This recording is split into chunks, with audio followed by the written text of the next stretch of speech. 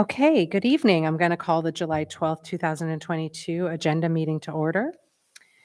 Jessica Brennan is present, John De La Rada, Bill McPartlin, Jason Moskowitz, Elena Finnan, Eric Amberger, Beth Greenwood, Janet Wynn, Michelle Martinelli, Chief Koshin,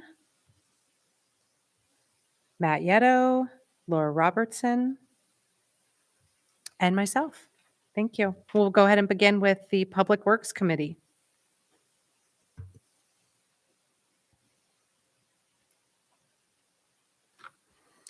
The first item is a resolution authorizing the hiring of up to 2 grounds workers for the Highway and Parks Department.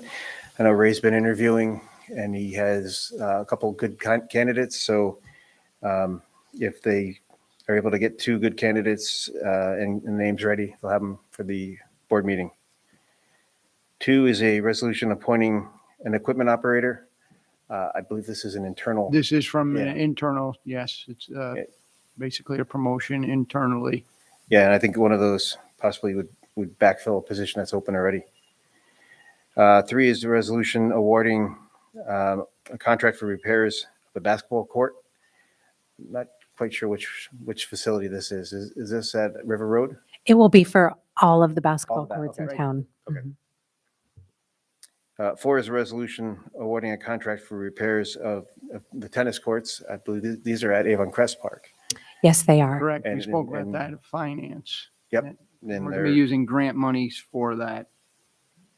okay. 5 is a tentative resolution authorizing the sale of surplus equipment. I have some roll-off containers and some other various pieces of equipment, which I will give the information to Elena to draft the final resolution.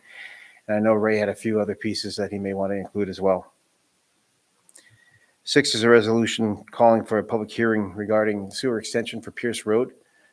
We started down this road before, but now we feel that we have better numbers and we're ready to move forward with the process. 7 is a resolution authorizing the spring residential and commercial utility billing reconciliation.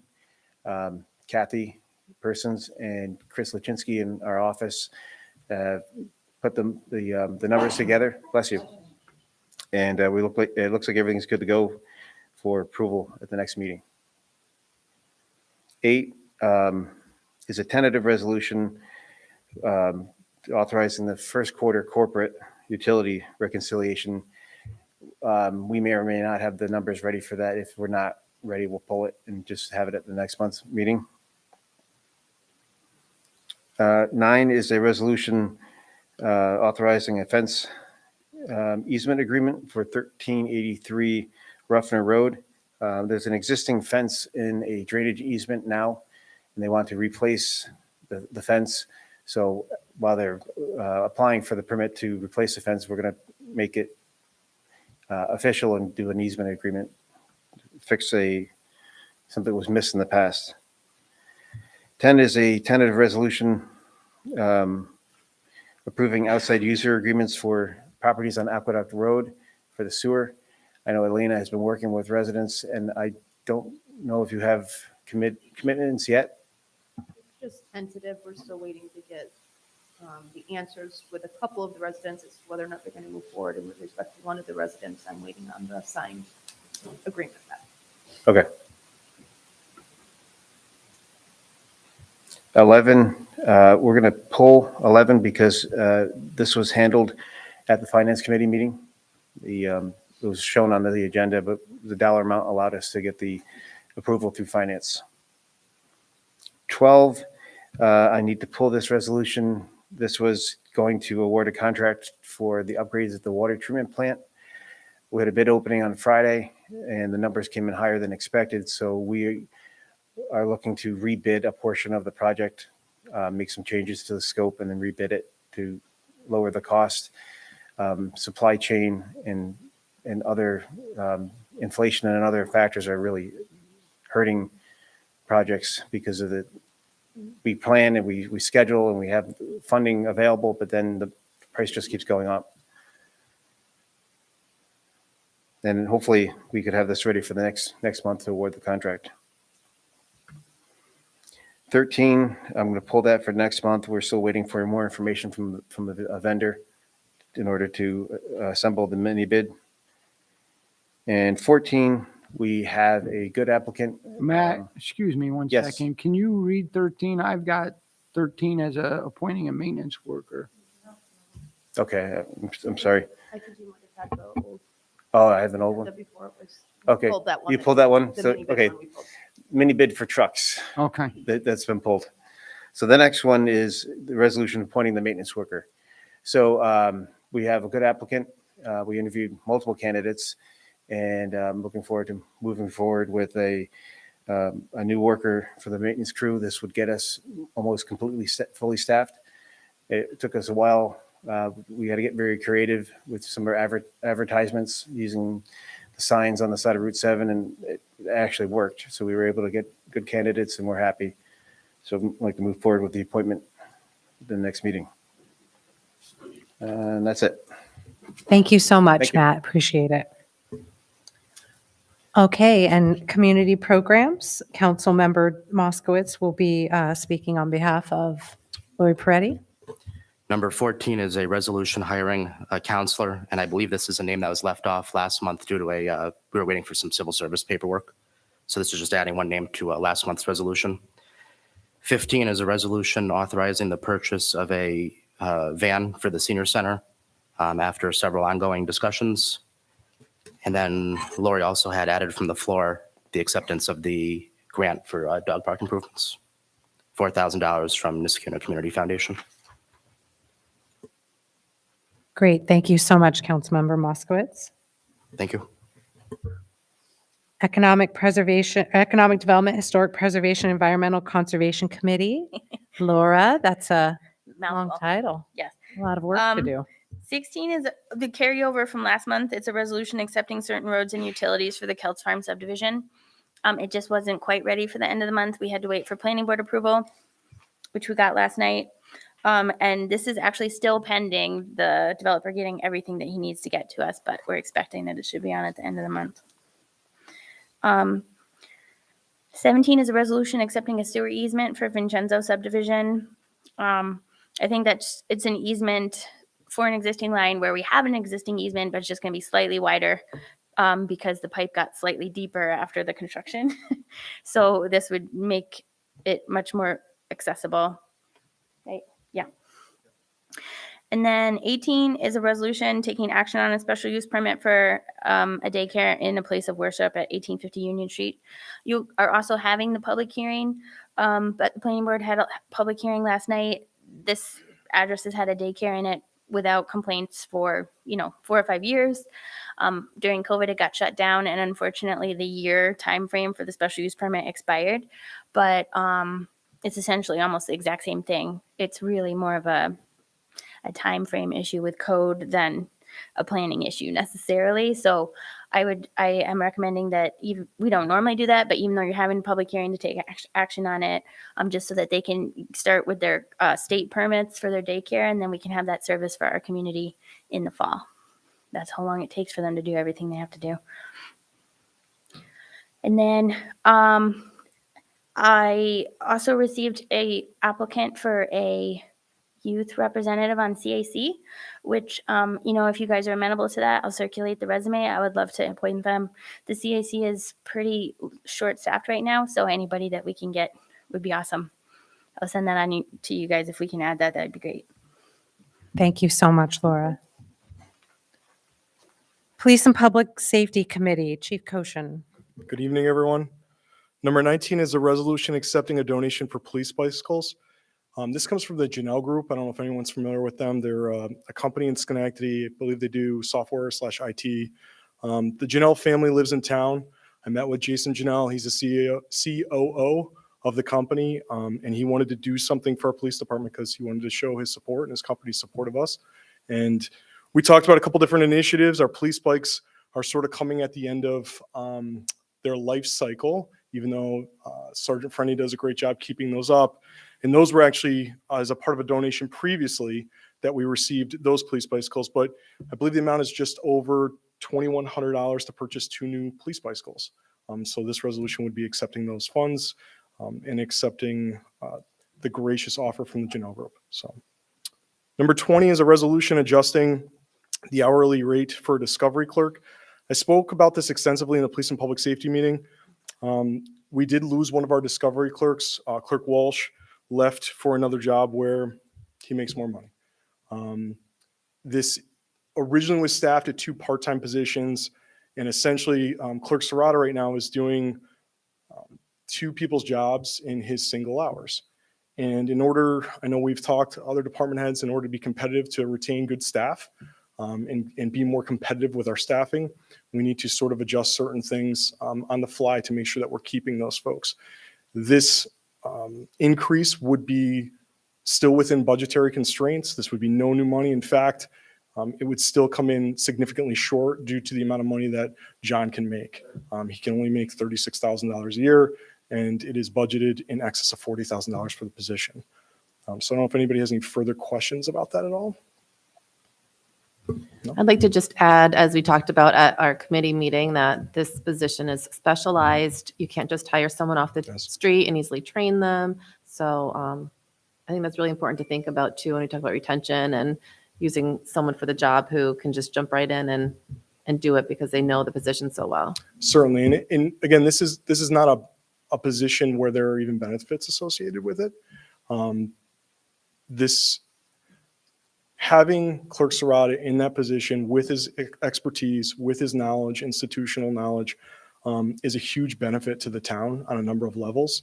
And just echoing what Councilmember Brennan stated, and I talked about this in police and public safety meeting, this is not something that you can just easily train someone to do. It is a technical position that you need the institutional knowledge, the knowledge of the Niskuna Police Department and its workings to be able to help facilitate. So to keep him would be a massive benefit to not only the town, but particularly the Niskuna Police Department. So Chief, the police bicycles, are they all man or are they electric as well? they're manual. That's a really good question. Electric bikes cost a significant amount of money. We had looked at sort of a hybrid model years ago because I myself was a bicycle police officer, a bike cop, and unfortunately, there are certain things that you have to be very careful about. We piloted a bicycle that had sort of like an assist. They can go really fast, and they can be dangerous, especially if you're sort of in that moment going and doing things on a bicycle as a police officer. So it was not something that we looked at in this instance. Plus, yeah, They're much more expensive. they're significantly more expensive. So Thank you. it's a good workout for our guys anyway. So, right, guys and gals. So, thank you so much. Thank you. Moving on to Finance and General Government Committee. Beth Greenwood. We have on number 21, a resolution authorizing the budgetary modifications that we had discussed earlier, a tentative resolution regarding the Racial Equity Task Force, a resolution regarding the base proportions and adjusted base proportions from the assessor, and a resolution regarding a standard workday and reporting that you're going to see in a couple months in a row that we had last month as well, just to ensure that we're properly reporting everyone to the retirement system. Any questions? Thank you. I'd like to add a little something about the Racial Equity Task Force. I prepared some remarks because I have quite a bit to share. I've spent the past 6 months as town supervisor thinking about this task force and also the time I spent as a member. So I just wanted to take some time to speak to some of the ideas that I have. The task force was formed by resolution in June 2020, and its first 15 members were appointed by the town board in July of 2020, with 1/3 of the task force being appointed or reappointed each year. I joined that task force in 2020, and I admire the spirit in which the task force was conceived and brought to life by the town board. And particularly, I have two town board members here who voted on that original resolution. In 2020, there was an increasing interest and emphasis on racial equity and justice, and the importance of that work is still very profound today. So I want to recognize and thank the town board, the previous town board, and the town board members who are currently sitting here with me for creating that task force. I myself have been engaging in diversity, equity, and inclusion work for probably the last two decades as a K-12 educator, as a professor at the University at Albany, and it's something that I hold very near and dear to my heart. During my time as a member of that task force, I served as the vice chair, and I played an integral role in developing the structure, the committee bylaws, the working group structure, and in addition to the intern program.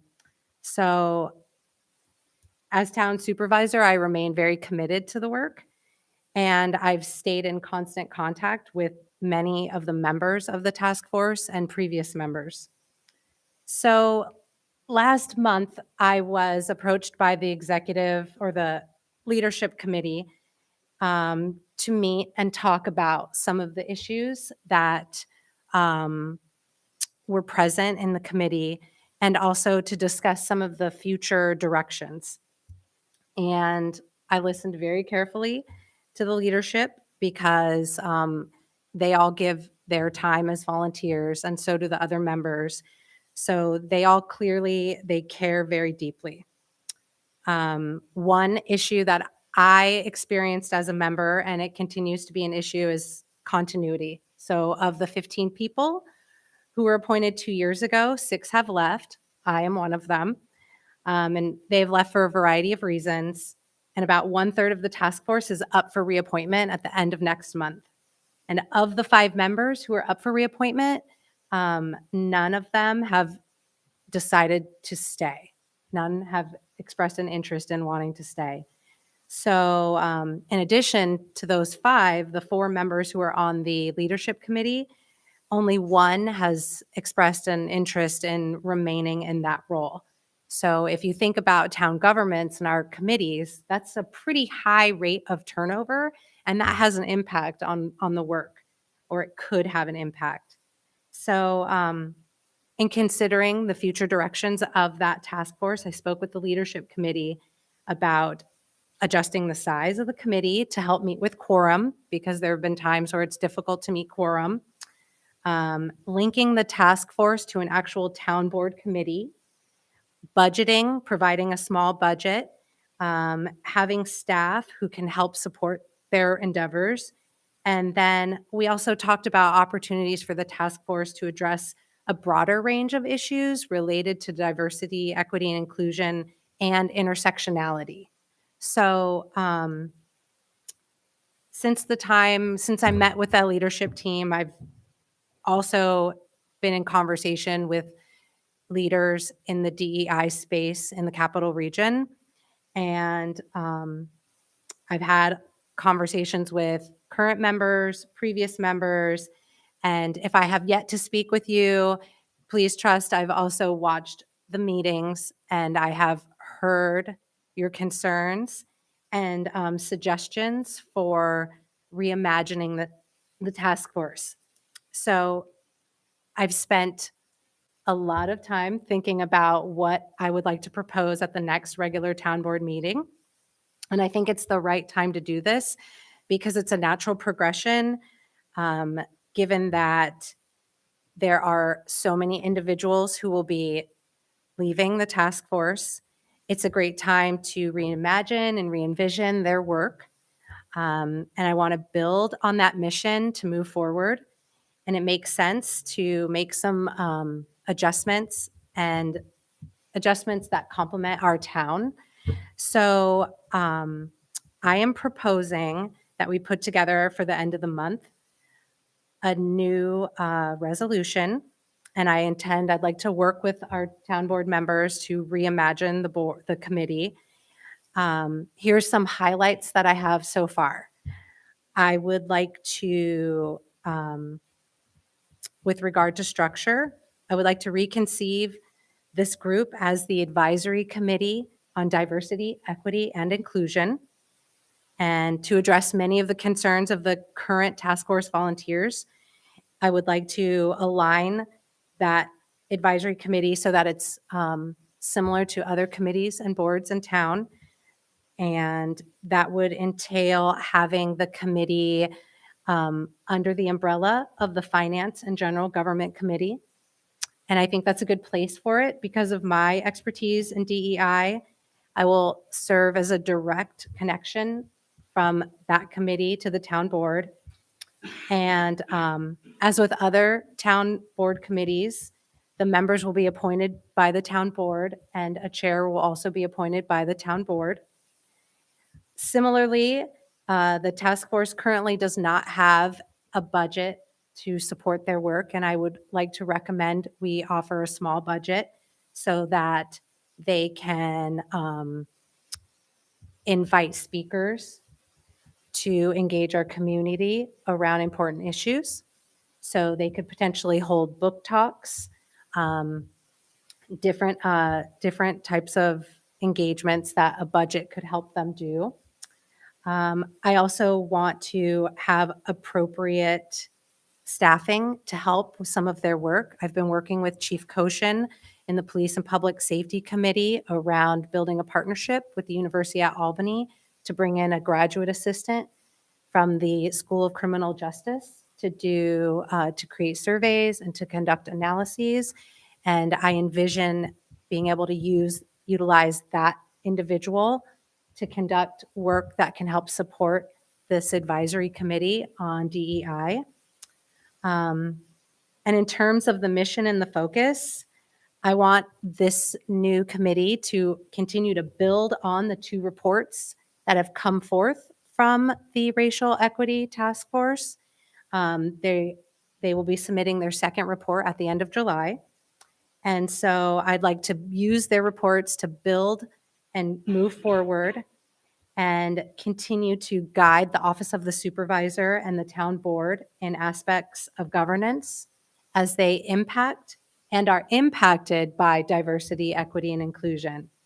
For the advisory committee, I anticipate that it will be most successful to have representatives from our town, and they'll have a skill set in DEI. This means that there will probably be, I anticipate, some crossover between the current task force members and future advisory committee members. But I do want to keep in mind that I recommend the new committee consist of 7 members, something that's a little more manageable and easier to make quorum. And I really am just excited to have that committee linked to the Finance and Governmental Committee. I'm excited to use my expertise in DEI to work with that advisory committee. And I want to acknowledge that the task force, the work that they have done so far will, it's going to provide a strong foundation to move forward and help us think about the mission and the vision of this new advisory committee. And I want to thank the volunteers who've done work on that committee, and I'm just grateful for their contributions. Anyone want to have any questions? I really have put a lot of time and thought into it. Thank you. Yes, I can see you have. You have. So this is a new committee that you're recommending, and this is basically kind of coming out of the Equity Task Force, which was tasked with producing the reports, as you said. And then it would then would graduate into this 7-member advisory committee, correct? I'm understanding that right, yes? Yes, and I'm recommending that there be a resolution to dissolve the task force and create this new advisory committee. Okay. How did you arrive at the number 7? Good question. Well, my experience of being on it with 15, it felt cumbersome. And it was challenging to sometimes meet quorum. And what I found is that it's not quantity, but it's quality.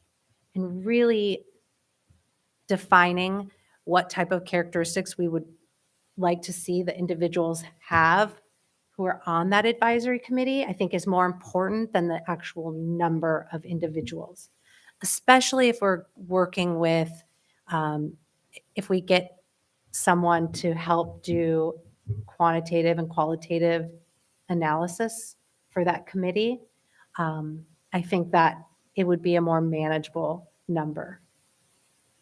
I think that the task force got so large because we had a lot of interest then when we were forming that.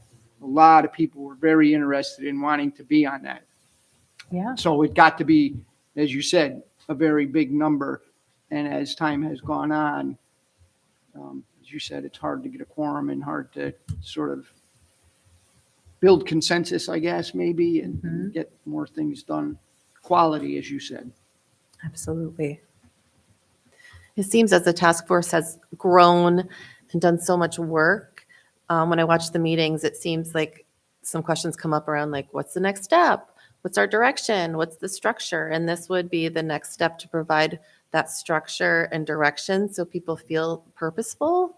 And I was thinking just that connection and the cohesiveness of having a committee that is so connected to us as a board with that communication piece would be more powerful. So Yeah, absolutely. Yeah. So I will be attending the meetings of that advisory committee, the same way that we all have a governmental committee that we attend the meetings. So I would be involved very closely. So the 7 members, some of them would be coming, they may have been previous members of the task force, correct? I recommend that we open it up and that anyone who's on the task force currently can absolutely apply and be considered. I think it's a good idea. I think 7 will allow the committee to be more interactive and get things done. And if it's running in tandem more with the board and other committees, I think it'll be more effective. Absolutely. Thank you. I agree with what Councilmember Brennan said. I usually watch the live stream of the task force meetings, and it seems like the last couple specifically, there were questions about what's the next step or sort of what are we doing. So I think creating this new advisory committee will sort of reset the direction, having the mission of building on the reports that they've already done. Will give some guidance to the next steps. Yeah, thank you. I really did a lot. I tried to really listen to the members of the executive or the leadership committee. We had a very long and thoughtful discussion. And then also in talking with previous task force members and some current task force members, I put a lot of thought into the future directions. So thank you. Did you have an idea on the budget figure? And do you have parameters that those monies will be, sort of restricted to be used for certain purposes? You said bringing in speakers, that sort of thing. Is that going to be written into the committee bylaws? I think that could be. I am very open to discussing this over the next 2 weeks. I was envisioning a budget of, maybe 1,500 or 2,000, potentially a small stipend for the chair, similar to what some of the other committees have, and then those funds being the additional or the remaining funds being used to pay for honorariums if we have speakers come. If we have a lecturer, if we want to hold a book talk or host an event for the town, maybe something piggybacking off of the farmer's market or Niska Day or something like that, so that those funds are available. As I was looking at the budget, I saw, farmer's market has a $2,000 budget. So if we want to really value work around diversity, equity, inclusion, we're starting off by asking volunteers to do the work for free. And it's often volunteers of color. So we're asking them to do work for free. And then we're not even providing any financial support to bring in additional speakers or, materials or anything. So it can limit their impact. So that's what I was thinking. But I'm very open to ongoing discussions to help, think through those important details. And I think you touched on it, but just to clarify, for diversity, inclusion, are you looking to purposely, are we looking to purposely look at people who are interested in being on this committee, who are from different walks of life with different feelings about where they belong in our town and access to different features of our town? So all different abilities, disabilities, Yes, in fact, income. yep. Yeah, okay. So from the time I was on the task force, there were members who would speak to the interest to think about issues broader than racial equity and justice and think about diversity, equity, and inclusion. And that could be addressing, and it should be addressing racial equity and justice, but also ageism, socioeconomic status, LGBTQ, any different types of diversity and equity issues, accessibility issues, and then also thinking about the intersectionality of those. So from the beginning, we were talking about those issues, but then we'd have to go to the resolution and say, oh, that's outside of this scope.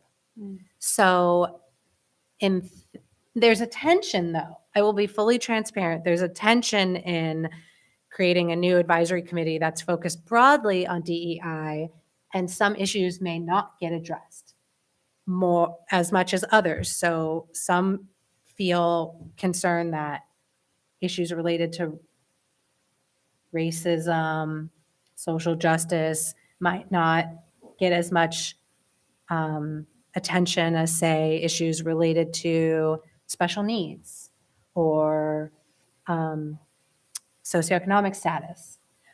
But I'm hoping and I believe strongly that with the right group of individuals, a wide range of issues can be discussed and addressed, and also thinking about the intersectionality of those different characteristics. Lots of questions. All right, thank you. I appreciate it. So if there's no other discussion around that, I move to adjourn our meeting. Do I have a second? Second. All those in favor signify by saying aye. Aye. Aye. All right, we stand adjourned.